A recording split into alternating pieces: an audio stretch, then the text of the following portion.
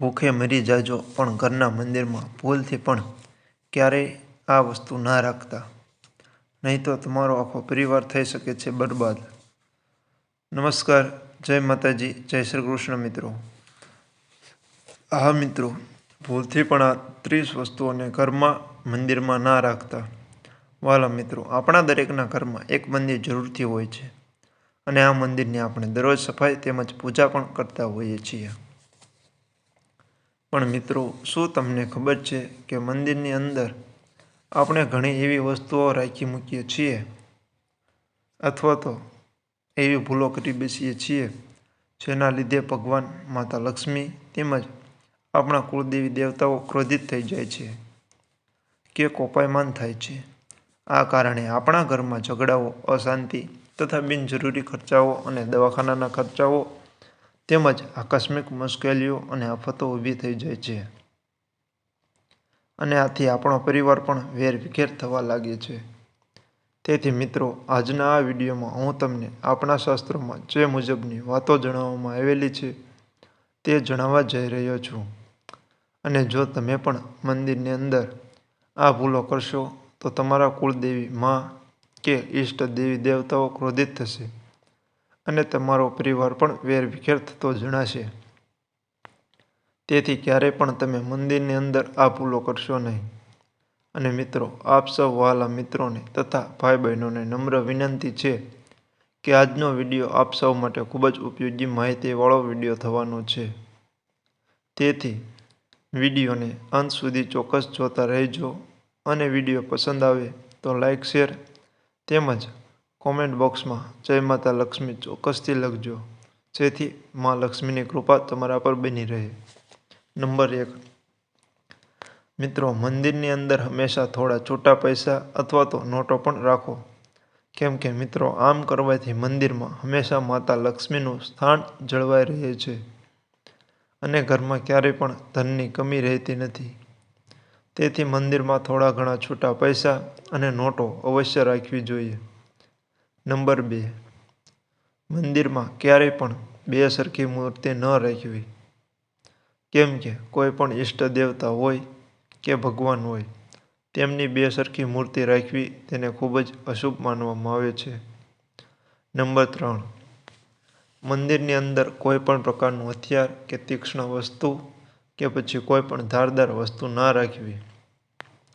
મિત્રો, આવા પ્રકારની વસ્તુઓ રાખવાથી પણ ઘરમાં કંકાસ થાય છે. 4, આપના ઘરમાં રાખેલું મંદિર લાકડાનું બનાવેલું હોય તો ખૂબ જ શુભ માનવામાં આવે છે, અથવા તો આરસનું મંદિર પણ શુભ માનવામાં આવે છે. પરંતુ જો તમે લોખંડનું મંદિર તમારા ઘરમાં બનાવેલું હોય તો તેને તરત જ હટાવી દેવું જોઈએ.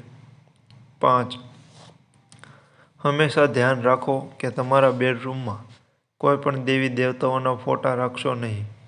નંબર 6, જ્યાં પણ ભગવાનનું મંદિર રાખેલું હોય ત્યાં ક્યારેય પણ તે મંદિરની સામે કોઈ પણ પ્રકારના કપડાં કે જે મંદિરની સામે સુકાતા હોય તે પણ મંદિર સામે સુકાવા ન દેવા જોઈએ.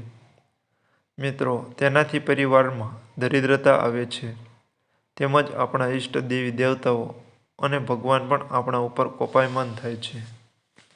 7, મિત્રો, જ્યારે પણ તમે મંદિરમાં દીવો પ્રગટાવો ત્યારે હંમેશા એ વાતનું ધ્યાન રાખો કે પહેલાં જે દીવો પ્રગટાવેલો હોય તેની રાખ તેમજ તે દીવાની દિવેટને બરાબર રીતે સાફ કરી લો અને ત્યારબાદ જ નવો દીવો પ્રગટાવો.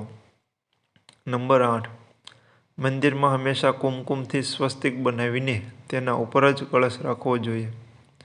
મિત્રો, આમ કરવાથી ઘરમાં શાંતિ તેમજ પરિવારમાં એકતા રહે છે અને ધનની પ્રાપ્તિ થાય છે. 9, મંદિરની અંદર ક્યારેય પણ તૂટેલી મૂર્તિ રાખશો નહીં. મિત્રો, તૂટેલીને ખંડિત માનવામાં આવે છે. આથી ખંડિત મૂર્તિ ઘરના મંદિરમાં રાખવી અશુભ માનવામાં આવે છે.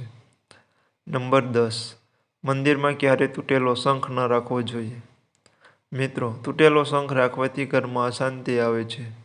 તેથી મિત્રો, નાનો હોય કે મોટો શંખ, કોઈ પણ પ્રકારનો શંખ મંદિરમાં જરૂરથી રાખવો, પરંતુ તે તૂટેલો ના હોવો જોઈએ. તેમજ મંદિરમાં શંખ રાખવાથી તમારા પર ઘર ઉપર તમારા ઈષ્ટ દેવી દેવતાઓની કૃપા દ્રષ્ટિ હંમેશા માટે બની રહે છે. નંબર 11. મિત્રો, તમારા ઘરના મંદિરની અંદર દેવી દેવતાઓના પોસ્ટર કે ફોટાઓ રાખેલા હોય તો તે પોસ્ટર ફાટેલા ના હોવા જોઈએ, કેમ કે એવા પોસ્ટર રાખવાથી ઘરમાં અશાંતિ આવે છે. નંબર 12.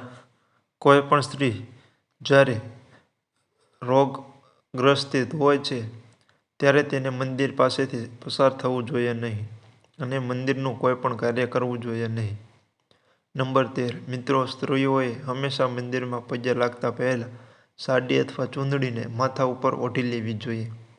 આવું કરવાથી ભગવાનની કૃપા આપના ઉપર હંમેશા બની રહે છે અને દેવી લક્ષ્મી પણ આપના પરિવાર પર કૃપા દ્રષ્ટિ રાખે છે. નંબર 14. જ્યારે પણ તમે મંદિરમાં પૂજા કરો ત્યારે ઓછામાં ઓછું 10 મિનિટ અથવા 15 મિનિટ સુધી પૂજા અવશ્ય કરો, કેમ કે મિત્રો, ફક્ત તમે પૂજાને 5 મિનિટ પૂરતી જ કરશો તો તે પણ તમારા ઘર માટે અશુભ માનવામાં આવે છે. નંબર 15. મંદિરમાં પૂજા કરતા સમયે ઘંટડી જરૂરથી વગાડવી, કારણ કે મિત્રો, ઘંટડી વગાડવી પૂજા દરમિયાન ખૂબ જ શુભ માનવામાં આવે છે અને આવું કરવાથી ઈશ્વરની કૃપા હંમેશા આપના પૂરા પરિવાર પર બની રહે છે. નંબર 16. પૂજા કર્યા પછી હંમેશા તે પૂજાનું પાણી થોડું તુલસીના છોડને પણ અર્પણ કરો. આવું કરવાથી ઘરમાં સકારાત્મક ઉર્જાનો વાસ થાય છે અને સકારાત્મક વિચારો જળવાઈ રહે છે. 17. જો આપના ઘરમાં પૂજા રૂમ અલગથી નથી અને મંદિર મુખ્ય હોલમાં અથવા તો બેઠક ખંડમાં રાખેલું છે તો મંદિરને આડો એક પડદો જરૂરથી લગાવી રાખો. અને મિત્રો, તમારી પૂજા સમાપ્ત થાય કે પછી અથવા તો તમે પૂજા પછી કે તમારા દરેક ધાર્મિક કાર્ય કર્યા પછી તે પડદાને બંધ કરી શકો છો. નંબર 18. મિત્રો, મંદિરમાં અગરબત્તી કરો ત્યારે હંમેશા એક અગરબત્તી તુલસીના છોડના એક થડમાં પણ અવશ્ય મૂકો, કેમ કે આમ કરવાથી ઘરમાં આપણા ઈષ્ટ દેવ દેવતાઓની અને માતાજીની કૃપા બની રહે છે અને ધન લાભ પણ થાય છે. નંબર 19. મંદિરની સામે ક્યારેય પણ કોઈ પણ ઘરના સભ્યોએ અપશબ્દો કે ગાળો બોલવી ના જોઈએ, નહીં તો તમારા ઘરમાં કજિયા કંકાસનો વધારો થઈ શકે છે અને આવતા સમયમાં આવું વર્તન તમારા ઘર માટે અશુભ દિવસોને આમંત્રણ આપે છે. નંબર 20. કોઈ પણ સારું કાર્ય કરવા જતાં પહેલાં મંદિરની અંદર જ્યાં પણ અગરબત્તીની રાખ પડેલી હોય તે થોડીક આંગળી ઉપર લઈને તમારા કપાળ ઉપર લગાડીને જાઓ. તમે જે કાર્ય માટે જઈ રહ્યા છો તમારું તે કામ સફળતાપૂર્વક થઈ જશે અને રસ્તામાં કોઈ પણ બાધા કે અડચણ આવશે નહીં.